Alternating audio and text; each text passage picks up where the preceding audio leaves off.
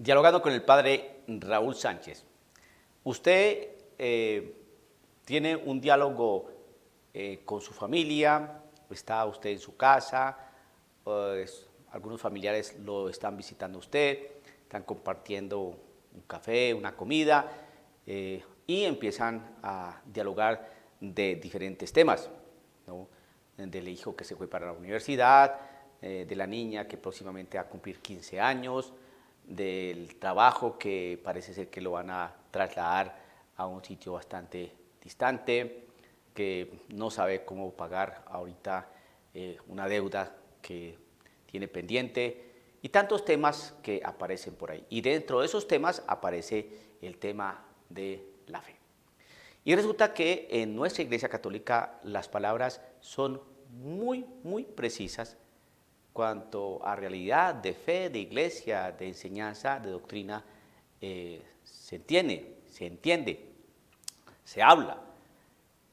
Por ejemplo, si nosotros tenemos el concepto de pecado, sabemos exactamente de qué se trata, ¿no? Y si nos hablan de condenación, pues sabemos de qué se trata.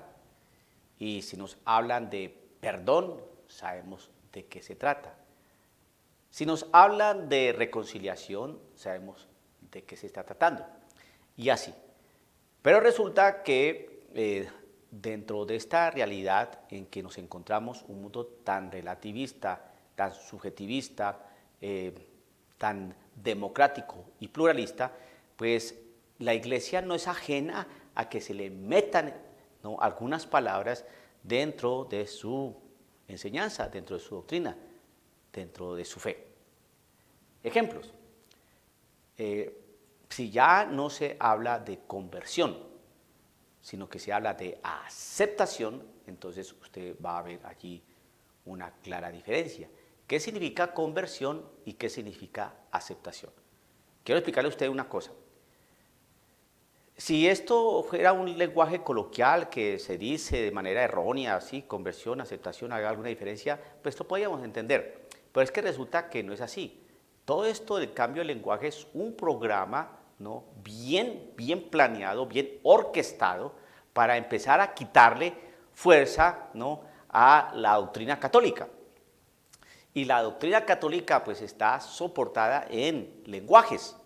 Por ejemplo, cuando se habla de transubstanciación, Eucaristía, pecado, conversión, fuego eterno, ¿no?, cielo, eternidad, Dios Padre.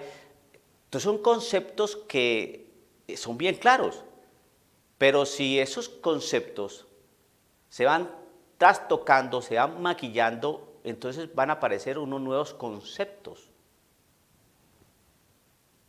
¿Me explico? Antes la realidad de creer en el demonio, en el maligno, era algo que eso no se dudaba. Estoy hablando dentro del ambiente de fe, el ambiente cristiano. No se dudaba. Hoy ponen en duda la existencia del maligno. Y poner en duda la existencia del demonio es poner en duda lo que Jesús dijo acerca de él. Es poner en duda la misma Sagrada Escritura. Es poner en duda palabras, ¿no?, enseñanza doctrinal católica. Entonces, vuelvo a decir, si las palabras solamente se pueden decir de manera coloquial, pero te equivocaste en cuanto a la percepción de que la conversión o la aceptación no, es conversión. Y así en el lenguaje coloquial pues pasa, pero es que resulta que no está siendo así.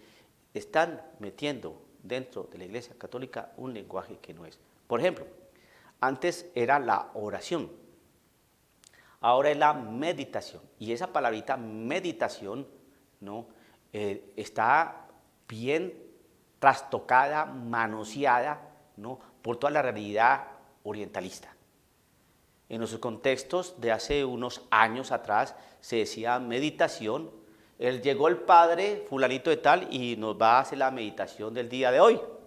Toma un texto de la Sagrada Escritura, lo compartí, era la meditación. Váyase a su cuarto, a la iglesia, a meditar lo que se dijo en la misa. y se entendía. Ahora usted, la palabra meditación tiene otra carga, ¿no?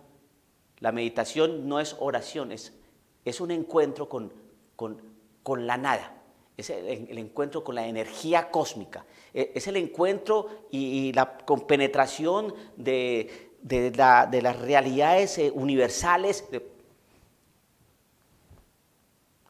Y entonces, y eso en la medida que va pasando el tiempo, entonces ya la palabra oración se va quitando, se va poniendo la meditación, y usted va entendiendo qué es lo que se entiende por meditación. Se va quitando la palabra conversión, que significa cambio de vida, porque hay un cambio de mentalidad, porque hay un encuentro, ¿no? Un encuentro con el Señor Jesucristo que transforma vidas, ¿no? Entonces usted lo cambia por aceptación. Aceptación es, sigue pecando, que Dios te perdona, Dios te acepta. ¿Listo? Así con tu pecadote. Adelante, porque solamente Dios es misericordia. Seguimos. La palabra pecado, por ejemplo, no diga eso, pecado, pues todos pecamos. Entonces lo cambiaron por error, equivocación. Todos cometemos errores, entonces todos nos equivocamos. O usted nunca se ha equivocado, o usted nunca ha cometido un error. Y el que esté libre de pecado, pues que tire la primera piedra. No, hermanito, aquí nos equivocamos, todos tenemos errores. Pero ¿qué implica error y qué implica pecado? Error simplemente es un descuido, una falta de discreción, una falta de atención, entonces usted cometió un error. Pero el pecado es romper la relación con Cristo Jesús, con el mismo Dios.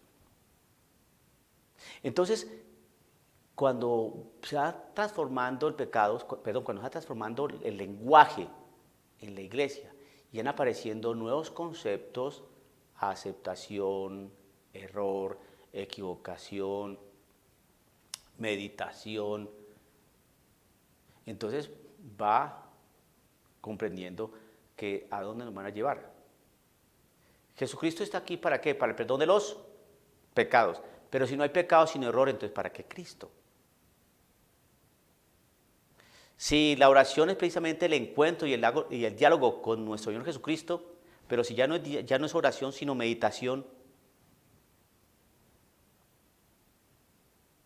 si las otras realidades que observamos dentro de la Iglesia Católica, todas tienen que ver con Cristo Jesús, todas, oración, conversión, pecado, todas tienen que ver con Cristo Jesús. Por lo tanto, si no hay oración, si no hay conversión, si no hay pecado, ¿para qué Cristo Jesús? Entonces nos aparece un Dios bastante etéreo, que no es Cristo Jesús, que es el camino, la verdad y la vida. Y entonces va comprendiendo ese lenguaje que se nos mete en la Iglesia Católica también, y que si no somos atentos vamos a estar nadando en un mar de confusiones, la cosa más tremenda.